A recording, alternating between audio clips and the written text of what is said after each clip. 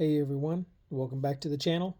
This is Retro DM Ray. Hey, if you wouldn't mind, before we get started on our first short story from the articles in the Dragon magazine, give me a thumbs up and like this video and my others as well. Check out the rest of the videos on the channel for some good old school stuff. Please give me a sub. And please share with anyone that likes old school gaming stuff and those types of things that we do on the channel. I would really appreciate it.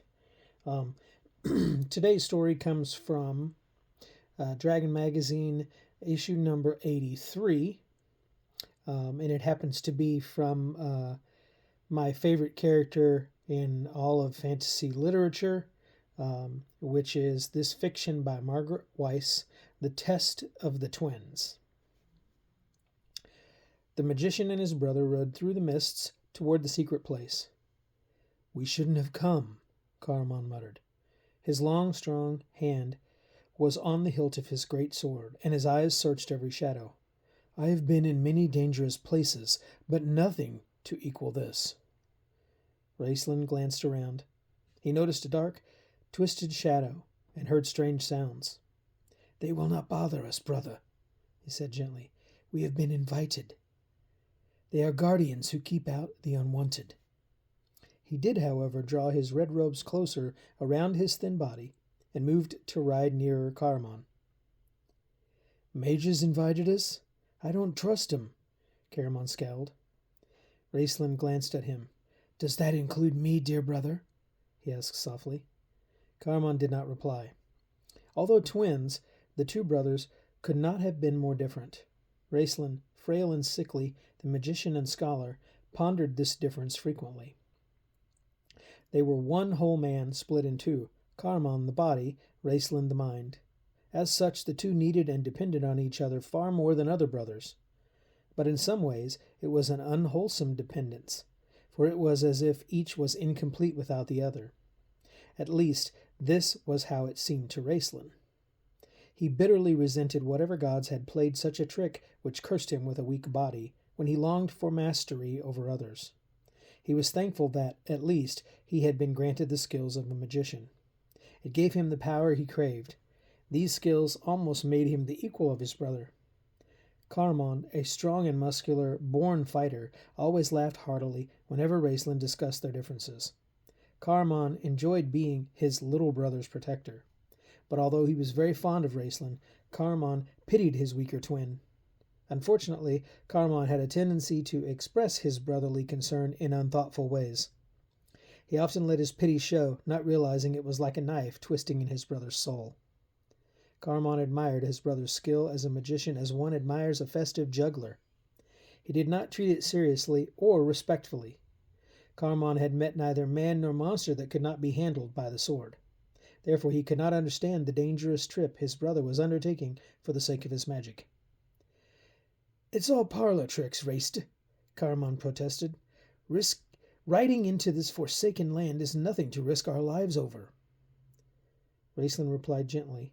He always spoke gently to Caramon. That was his determined course of action for reasons of his own, and that Caramon could come if he chose. Of course, Caramon went. The two had rarely been separated from one another since their birth. The journey was long and hazardous. Caramon's sword was frequently drawn. Raistlin felt his strength ebbing. They were near the end now. Raistlin rode in silence, oppressed with doubt and fear that shrouded him, as it had when he first decided on this course of action. Perhaps Caramon was right. Perhaps he was risking their lives needlessly. It had been 3 months ago when the head of the order arrived at his master's home. Par-Salian had invited Raistlin to visit him as he dined, much to the master's surprise. "When do you take the test, Raistlin?" the old man asked the young conjurer. "Test?" Raistlin repeated, startled. No need to ask which test. There was only one. "He's not ready, Par-Salian," his master protested. "He's young, only 21. His spellbook is far from complete." "Yes," Par-Salian interrupted, his eyes narrowing. "But you believe you are ready, don't you, Raistlin?" Raistlin had kept his eyes lowered in the proper show of humility, his hood drawn over his face. Suddenly he threw back his hood and lifted his head, staring proudly at Parsalian. I am ready, Great One. Raistlin spoke coolly. Parsalian nodded, his eyes glittering. Begin your journey in 3 months' time, the old man said, and then went back to eating his fish. Raistlin's master gave him a furious glance, rebuking him for his impudence. Parsalian did not look at him again. The young conjurer bowed and left without a word. The servant let him out. However, Raistlin slipped back through the unlocked door, cast a sleep spell upon the servant, and stood, hidden in the alcove, listening to the conversation between his master and Parsalian. The order has never tested one so young, the master said, and you chose him. Of all pupils, he is the most unworthy. I simply do not understand. You don't like him, do you? Parsalian asked mildly. No one does, the master snapped. There is no compassion in him, no humanity. He's greedy and grasping, difficult to trust. Did you know that his nickname among the other students is the Sly One? He absorbs from everyone's soul and gives back nothing of his own. His eyes are mirrors. They reflect all he sees in cold, brittle terms. He is highly intelligent, Parsalian suggested. Oh, there's no denying that, the master sniffed. He is my best pupil, and he has a natural affinity for magic, not one of those surface users. Yes, Parsalian agreed, Raistlin's magic springs from deep within. But it springs from a dark well, the master said, shaking his head. Sometimes I look at him and shudder, seeing the black robes fall upon him. That will be his destiny, I fear. I think not, Parsalian said thoughtfully. There is more to him than you see, though I admit he keeps it well hidden. More to him than he knows himself, I'll wager. The master sounded very dubious. Raistlin smiled to himself, a twisted smile. It came as no surprise to learn his master's true feelings. Raistlin sneered. Who cared, he thought bitterly. As for Parsalian, Raistlin shrugged it off. What of his brother? Parsalian asked. Raistlin, his ear pressed against the door, frowned. Ah! The master became effusive. Night and day, Caramon is handsome, honorable, trusting, everyone's friend. Theirs is a strange relationship. I've seen Raistlin watch Caramon with a fierce, burning love in his eyes. And the next instant, I've seen such hatred and jealousy, I think the young man could murder his twin without giving it a second thought. He coughed apologetically. Let me send you Algernon, the Great One. He is not as intelligent as Raistlin, but his heart is true and good. Algernon is too good, Parsalian snorted. He's never known torment or suffering or evil. Set him in a cold, biting wind, and he will wither like a maiden's first rose. But Raistlin, well, one who constantly battles evil within will not be overly dismayed by evil without. Raistlin heard chairs scrape. Parsalian stood up. Let's not argue. I was given a choice to make, and I've made it, Parsalian said. Forgive me, Great One. I did not mean to be contradictory, the master said stiffly, hurt. Raistlin heard Parsalian sigh wearily. I should be the one to apologize, old friend, he said. Forgive me. There's trouble coming upon us that the world may well not survive. This choice has been a very heavy burden upon me. As you know, the test may well prove fatal to the young man. It has killed others more worthy, the master murmured. Their conversation turned to other matters, so Raistlin crept away. The young mage considered Parsalian's words many times during the weeks that followed when he prepared for his journey. Sometimes he'd hug himself with pride at being chosen by the Great One to take the test, the greatest honor conferred on a magician. But at night the words may well prove fatal haunted his dreams. He thought, as he drew nearer and nearer the towers, about those who had not survived. Their belongings had been returned to their families without a single word, other than Parsalian's regrets. For this reason, many magicians did not take the test. After all, it gave no additional power. It added no spells to the spellbook. One could practice magic quite well without it, and many did so. But they were not considered true magic users by their peers, and they knew it. The test gave a mage an aura that surrounded him, exuded from him. When entering the presence of others, this aura was deeply felt by all, and therefore commanded respect. Raistlin hungered for that respect. But did he hunger for it enough to be willing to die trying to obtain it? There it is, Caramon interrupted his thoughts, reining his horse in sharply. The fabled towers of the high sorcery, Raistlin said, staring in awe. The two tall stone towers resembled skeletal fingers clawing out of the grave. We could turn back now, Caramon croaked, his voice breaking. Raistlin looked at his brother in astonishment. For the first time since he could remember, Raistlin saw fear in Caramon. The young conjurer felt an unusual sensation. A warmth spread over him. He reached out and put a steady hand on his brother's trembling arm. "Do not be afraid, Caramon," Raistlin said. "I am with you." Caramon looked at Raistlin, then laughed nervously to himself. He urged his horse forward. The two entered the tower. Vast stone walls and darkness swallowed them up. Then they heard the voice. "Approach." The two walked ahead. Raistlin walked steadfastly, but Caramon moved warily, his hand on the hilt of his sword. They came to stand before a weathered figure, sitting in the center of a cold, empty chamber. "Welcome, Raistlin," Parsalian said. "Do you consider yourself prepared to undergo your final test?" "I do, Parsalian, greatest of them all." Parsalian studied the young man before him. The conjurer's pale, thin cheeks were stained with a faint flush, as though fever burned in his blood. "Who accompanies you?" Parsalian asked. "My twin brother, Caramon, great mage." Raistlin's mouth twisted into a smile. "As you see, great one, I am no fighter. My brother came to protect me." Parsalian stared at the brothers, reflecting on the odd humor of the gods. Twins. This Caramon is huge. 6 feet tall, he must weigh over 200 pounds. His face, a face of smiles and boisterous laughter. The eyes are as open as his heart. Poor Raistlin. Parsalian turned his gaze back to the young man whose red robes hung from thin, stooped shoulders. Obviously weak, Raistlin was one who could never take what he wanted, so he had learned long ago that magic could compensate for his deficiencies. Parsalian looked into the eyes. No, they were not mirrors, as the master had said, not for those with the power to see deeply. There was good inside the young man, an inner core of strength that would enable his fragile body to endure much. But now his soul was a cold, shapeless mass, dark with pride, greed, and selfishness. Therefore, as a shapeless mass of metal is plunged into a white-hot fire and emerges shining steel, so Parsalian intended to forge this conjurer. "Your brother cannot stay," the mage admonished softly.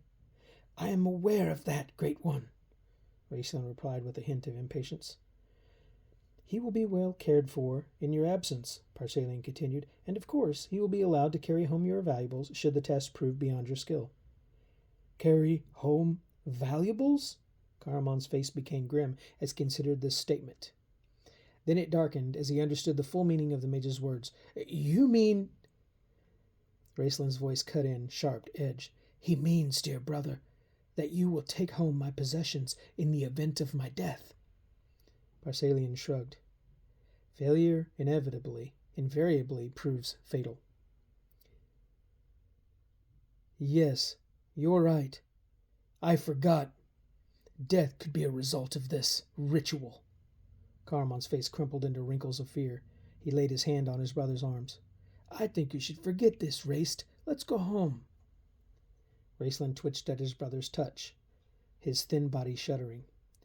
"Do I counsel you to refuse battle?" he flared.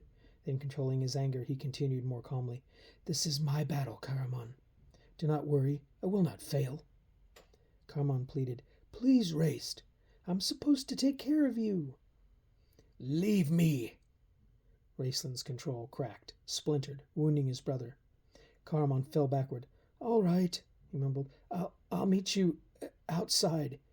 He flashed the mage a threatening glance, then he turned and walked out of the chamber, his huge battle sword clanking against his thigh. A door thudded, then there was silence. "I apologize for my brother," Raistlin said, his lips barely moving. "Do you?" Parsalian asked. "Why?" The young man scowled.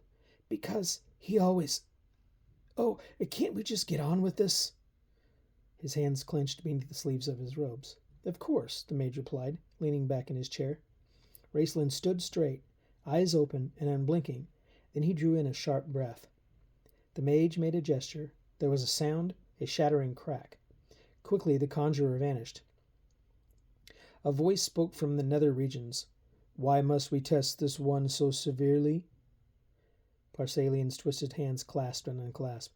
"Who questions the gods?" he frowned. "They demanded a sword. I found one.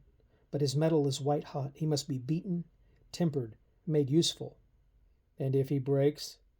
Then we will bury the pieces, murmured the mage. Raistlin dragged himself away from the dead body of the dark elf. Wounded and exhausted, he crawled into a shadowy corridor and slumped against a wall. Pain twisted him. He clutched his stomach and retched.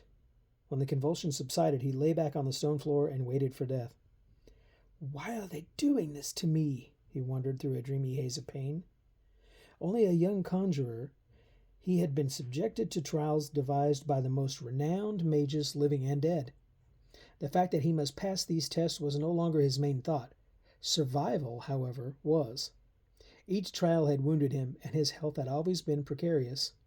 If he survived this ordeal, and he doubted he would, he could imagine his body to be like a shattered crystal, held together by the force of his own will.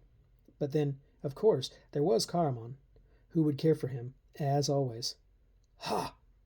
The thought penetrated the haze, even made Raistlin laugh harshly. No death was preferable to a life of total dependence on his brother. Raistlin lay back on the stone floor, wondering how much longer they would let him suffer. And a huge figure materialized out of the shadowy darkness of the corridor. This is it, Raistlin thought. My final test, the one I won't survive. He decided simply not to fight, even though he had one spell left. Maybe death would be quick and merciful. He lay on his back, staring at the dark shadow as it drew closer and closer. It came to stand next to him. He could sense its living presence, hear its breathing. It bent over him. Involuntarily, he closed his eyes. Raist? He felt cold fingers touch his burning flesh. Raist, the voice sobbed. In the name of the gods, what have they done to you? Caramon, Raistlin spoke, but he couldn't hear his own voice. His throat was raw from coughing. I'm taking you out of here, his brother announced firmly. Raistlin felt strong arms slip under his body. He smelled the familiar smell of sweet leather, heard the familiar sound of armor creak and broadsword clank. No! In an effort not to show his belief that he had failed to Caramon, Raistlin pushed against his brother's massive chest with a frail, fragile hand. Leave me, Caramon. My tests are not complete. Leave me! His voice was an inaudible croak. Then he gagged violently. Caramon lifted him easily, cradled him in his strong arms. Nothing is worth this. Rest easy, Raist. The big man choked as they walked under a flickering torch. Raistlin could see tears on his brother's cheeks. He made one last effort. They won't allow us to go, Caramon. He raised his head, gasping for breath. You're only putting yourself in danger. Let them come, Caramon said grimly, walking with firm steps down the dimly lit corridor. Raistlin sank back, helpless, his head resting on Caramon's shoulder. He felt comforted by his brother's strength, though he cursed inwardly. You fool! Raistlin closed his eyes wearily. You great, stubborn fool! No, we'll both die, and of course you will die protecting me. Even in death I'll be indebted to you. Ah! Raistlin heard and felt the sharp intake of breath into his brother's body. Caramon's walk had slowed. Raistlin raised his head and peered ahead. A wraith, he breathed. Caramon rumbled deep in his chest. His battle cry. My magic can destroy it, Raistlin protested as Caramon laid him gently on the stone floor. Burning hands, Raistlin thought grimly. A weak spell against a wraith, but he had to try. Move, Caramon. I have just enough strength left. Caramon did not answer. He turned around and walked toward the wraith, blocking Raistlin's view. Clinging to the wall, the conjurer clawed his way to a standing position and raised his hand. Just as he was about to expend his strength in one last shout, hoping to warn off his brother, he stopped and stared in disbelief. Caramon raised his hand. Where before he had held a sword, now he held a rod of amber. In the other hand, his shield, he held a bit of fur. He rubbed the two together, spoke some magic words, and a lightning bolt flashed, striking the wraith in the chest.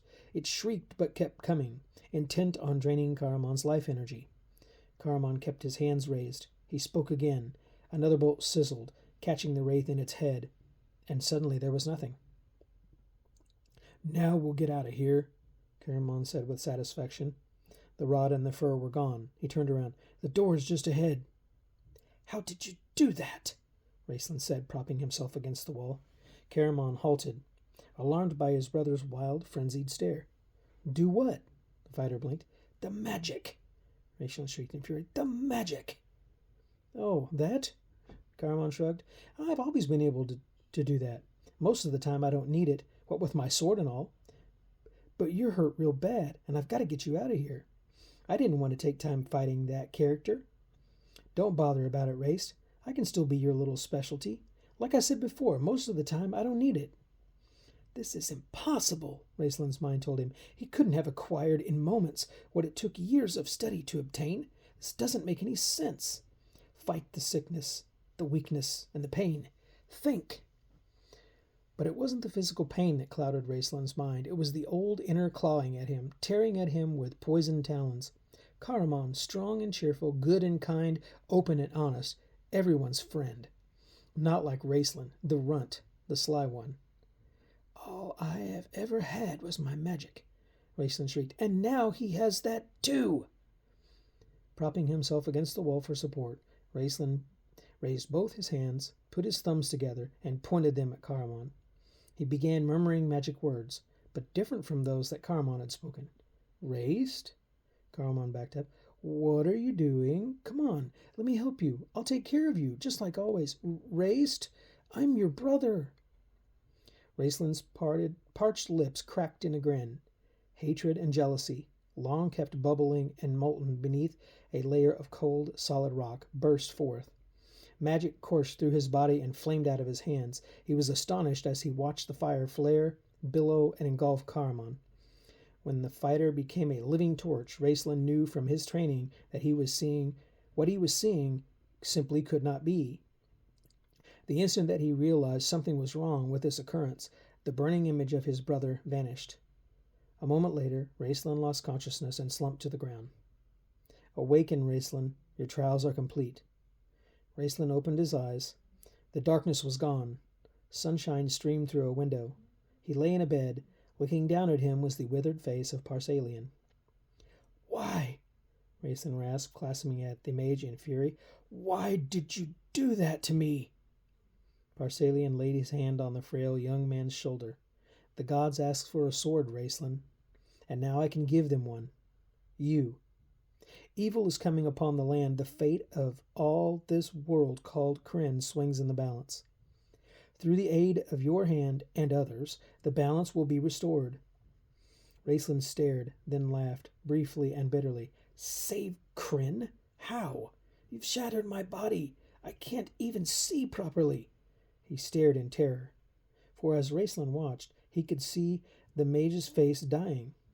Then when he turned his gaze to the window, the stones he looked at crumbled before his eyes. Wherever he looked, everything was falling into ruin and decay. Then the moment passed, and his vision cleared. Parsalian handed him a mirror. Raistlin saw that his own face was sunken and hollow. His skin was a golden color now, with a faint metallic cast. This would be a symbol of the agony he had endured. But it was his eyes that caused him to recoil in horror, for the black pupils were no longer round. They were the shape of hourglasses. You see through hourglass eyes now, Raistlin. And so you see time as it touches all things. You see death whenever you look on life. Thus you will always be aware of the brief time span we spend in the world. Parsalian shook his head. There will be no joy in your life, Raistlin. I fear, indeed, little joy for anyone living on Krynn. Raistlin laid the mirror face down. My brother? He asked, his voice barely a whisper. It was an illusion I created, my personal challenge for you to look deeper into your own heart and examine the ways in which you deal with those closest to you, Parsalian said gently. As for your brother, he is here, safe, quite safe. Here he comes now. As Caramon entered the room, Raistlin sat up, shoving Parsalian aside. Caramon appeared relieved to see that Raistlin had enough energy to greet him, but Caramon's eyes reflected a certain sadness that comes from learning an unpleasant truth. I didn't think you'd want to recognize the illusion for what it was. Ain't that right, Parsalian? Parsalian said, Yes, but you did. After all, what magic user can work spells, carrying a sword or wearing armor? Then I did not fail. Raistlin murmured hoarsely. No, Parsalian smiled. The final test was the defeat of the Dark Elf. Truly superb for one of your experiences. Raistlin looked at his brother's haunted face, his averted eyes. He watched me kill him, didn't he? Raistlin whispered. Yes, Parsalian looked from one to the other. I'm sorry I had to do this to you, Raistlin. You have much to learn.